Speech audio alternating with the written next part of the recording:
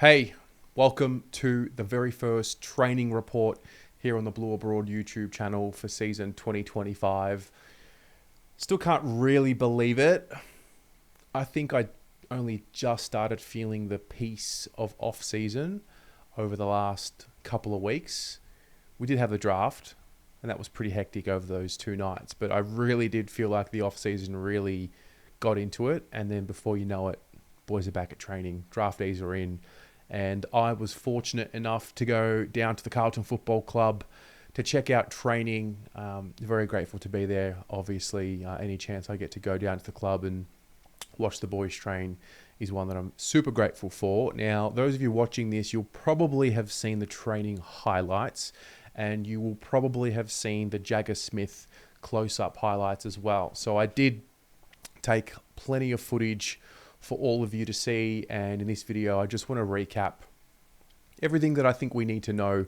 I asked some questions around about certain players and when they were back and what the story was, and so I just want to make sure that everyone is on the same page when it comes to where everything is at. So first of all, this week the first to fourth year players trained, and you will see a number of senior players were also training as well. We saw them in the photo gallery from Monday's session, and then also today. Now today was weird because we woke up and there was torrential rain, and when I got there I had the umbrella, I had it all ready to go, and then before you know it, it all cleared out, and then the sun came out, and then it was a beautiful day. Now it ended up being a pretty light session.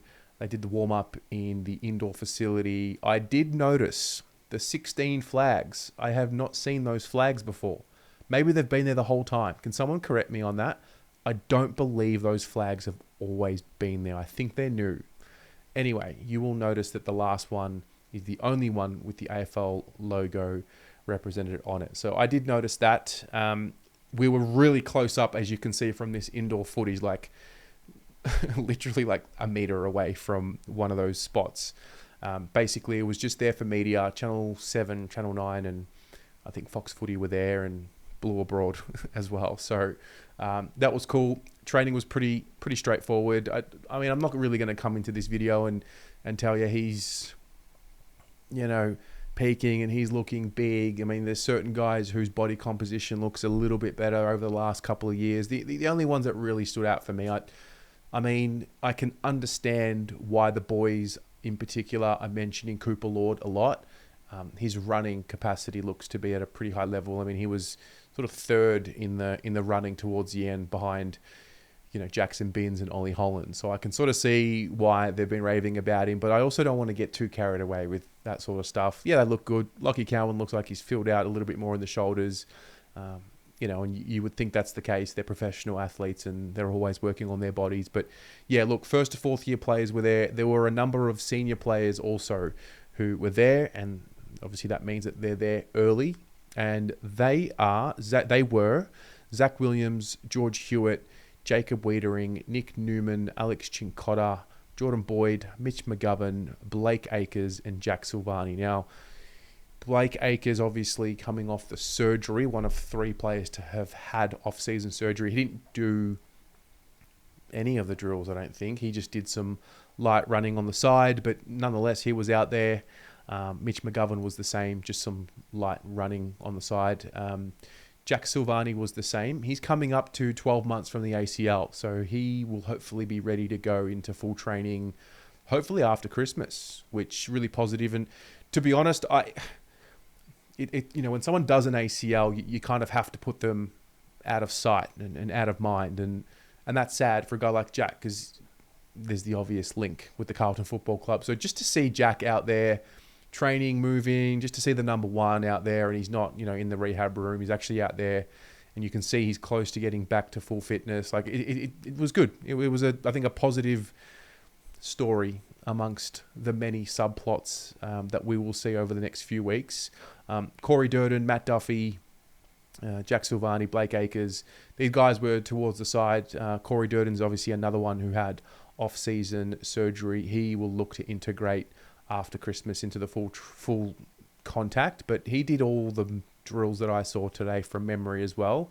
Like I said, pretty light session, not a lot of match simulation, just super light. It's their first week back, so there's not too much to report on. Charlie Curnow is the other one who will hopefully also be back into full contact after Christmas, although, I mean, he could be training over the next few weeks. We'll just see how that one plays out. But the reason why I'm bringing that up is it seems like, but for those 3 guys who had surgery and Jack Silvani, it seems like we have a pretty good bill of health going into the preseason, which is, you know, very important. There were a couple of VFL listed players there. You'll notice certain guys wearing certain numbers that don't look like certain players. I think number 5 is one of them.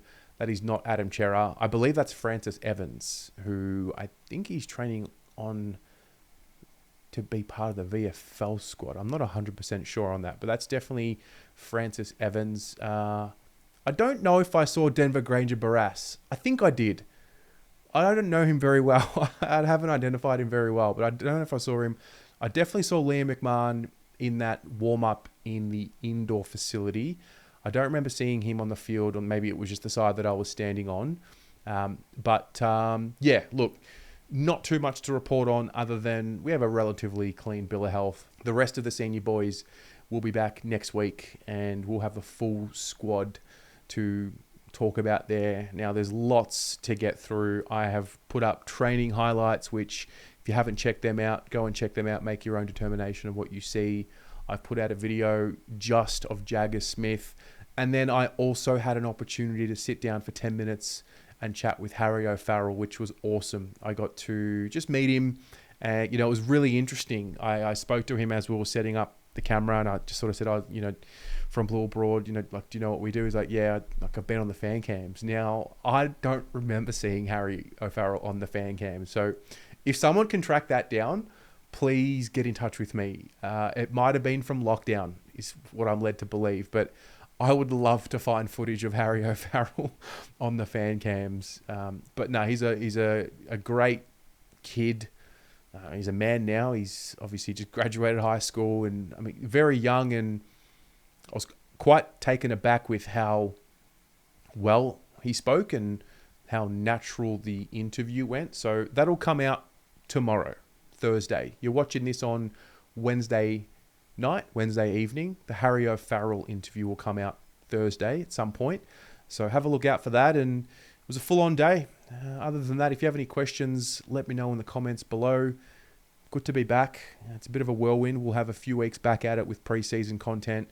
And then before we know it, we're away for Christmas. So yeah, speak to you in the comments. If there's anything else that I've missed in this video that you would like some clarification on, let me know and I'll answer it as best as I can and go from there.